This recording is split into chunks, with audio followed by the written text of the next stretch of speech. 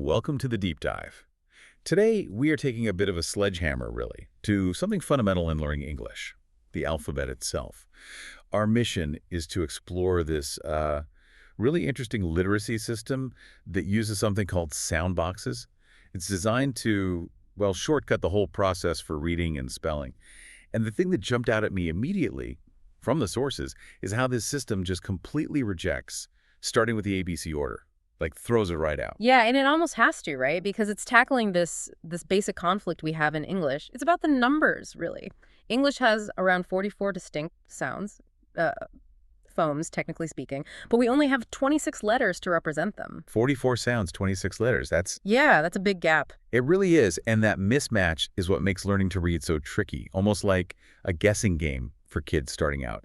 You just can't trust a single letter to always make the same sound. Right, I was looking at the examples. Just take the letter A. It sounds totally different in ant than in acorn, and then different again in car. Same letter, 3 different sounds. Exactly, and it works the other way, too. Think about a single sound, like K. You can spell that sound with a C like in cat, or a K like in kitten, or even C like in duck. So if you start by teaching the letter C first, you immediately run into exceptions and confusion. It's not straightforward. It feels like the traditional way forces you to learn the symbol first, even though the symbol is unreliable. So if we ditch ABC up front, how does this sound first system work? Does it eventually circle back to the alphabet? That's a really important question. It doesn't ignore the alphabet completely, it just changes the starting point. The priority shifts. So instead of letters first, this system teaches those 44 sounds, one by one. The sound becomes the foundation, because the sound itself is consistent, even if its spelling isn't. And the way they handle the spelling variations is, I think, quite clever. They group all the different ways you can spell one single sound, the graphemes, into what they call a sound box. Okay, so a sound box contains one sound, but potentially multiple spellings for that sound. Right. So the learning path is, first, learn to hear and make the sound. Really get that down. And only then do you learn, okay, here are the different ways we write that sound down, the spelling choices inside its box. Exactly. It shifts the question from what sound does this letter make, which is often unreliable, to how can I spell this sound I'm hearing, which is much more functional for writing and reading. That makes a lot of sense. And there's another benefit, too, something the research highlighted. This method is actually really powerful for kids struggling with speech pronunciation, because you start by focusing on how to physically make the sound correctly. The articulation, it naturally reinforces clear speech habits from the get-go. Ah, I see. So if you're learning precisely how your lips, tongue, and voice need to work for a sound, that helps both your reading and your speaking.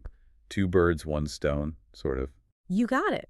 And just to give you a sense of the landscape, those 44 sounds, they break down into 24 consonant sounds and 20 vowel sounds. By mapping these out, the system provides a complete, finite map of English sounds, which feels much more manageable than just those 26 often confusing letters. Okay, theory's great, but let's make this concrete. Let's dive into one specific sound box. We're looking at Soundbox 1. This one's for the B sound. The system sometimes calls it the bouncing sound, which is kind of fun. Uh-huh. And if we want the technical description, the B sound is classified as a voiced bilabial plosive. Whoa, hold on. Voiced by labial plosive. Yeah. That sounds incredibly technical for teaching a kid. How do they justify using language like that? Well, it sounds complex, but think of those terms less as jargon and more as, like, super precise instructions. If a teacher or a parent understands those components, they know exactly what needs to happen physically to make the sound correctly. It helps troubleshoot problems. So voiced just means your vocal cords need to buzz. Turn on the motor. Bilabial tells you what your lips do. Bi means 2, labial means lips, so both lips press together.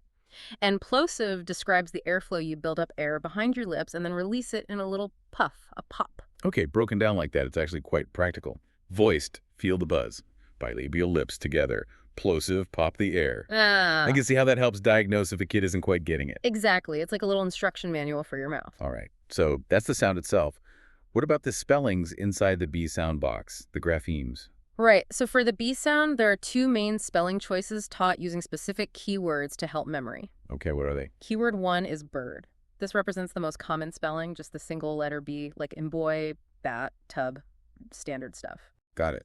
Bird for B. Keyword 2 is rabbit. This one teaches the double B spelling. Ah, like in bubble, ribbon, pebble. Okay. And there's a key rule that comes with rabbit. The BB spelling is almost never used at the beginning of a word. Its job, functionally is usually in the middle of words, sometimes at the end of longer words like rabbit or dribbled.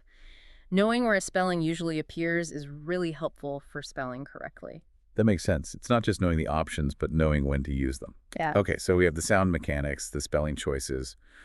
What about practical help? Like, Yeah. what's the biggest hurdle kids face with B, and how does the system address it? I imagine confusing it with P is common. Absolutely. Mixing up B and P, saying pig instead of big, is probably the most frequent issue. And this is where understanding that voiced part really comes into play. Okay, The key technique is what they call the noisy sound trick. Remember, P, like p, is quiet. It's a whisper sound, unvoiced, just air. But B is the noisy one. So you have the child put their hand gently on their throat, right over their voice box. okay. Feeling the voice box? And when they make the B sound correctly, they must feel a vibration, a buzz. You can call it the buzzy B sound, or tell them their engine is turned on.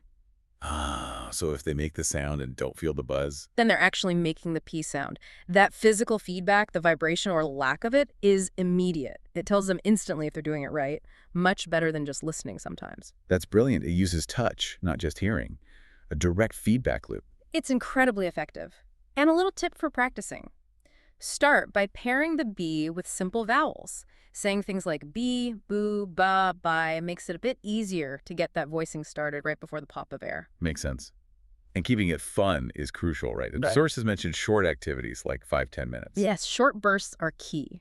And for the B sound specifically, the #1 recommended activity is the bubble game. Of course. Bubbles. Exactly. Blowing bubbles, popping bubbles, every action is a chance to practice. Saying big bubbles or bust the bubble. It links the sound directly to a fun action. Simple, effective. What else? Ball games are another easy one. Just playing catch and saying bounce the ball, or focusing on describing it. Big blue ball. Repetition in a relaxed context. And I saw they even use silly sentences to pack in practice. There was one. Big blue bugs bounce on Billy's bed. Yeah. Saying that 5 times fast is a real workout for the B sound. It forces repeated, correct articulation in a playful way. Love it. And then how do they link this practice back to actual reading? Well, the system uses specific tools like decodable stories. For the B sound, the example given was a story called Ben's Bubble Trouble.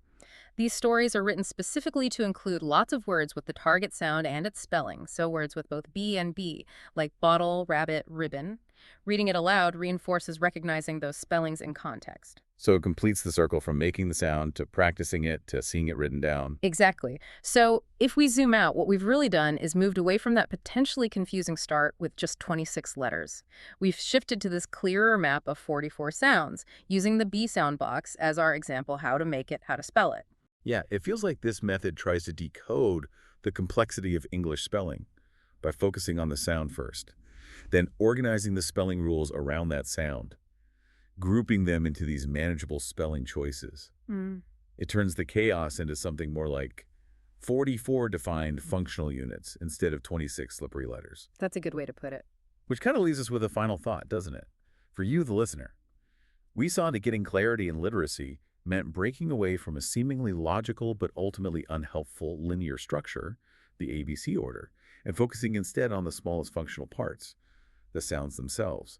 So the question is, where else in your life, maybe in learning a new skill for work or tackling a complex project, are you clinging to a traditional linear structure that isn't actually helping?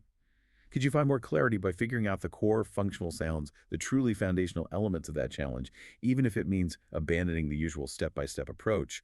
What would your 44 sound boxes be for that problem?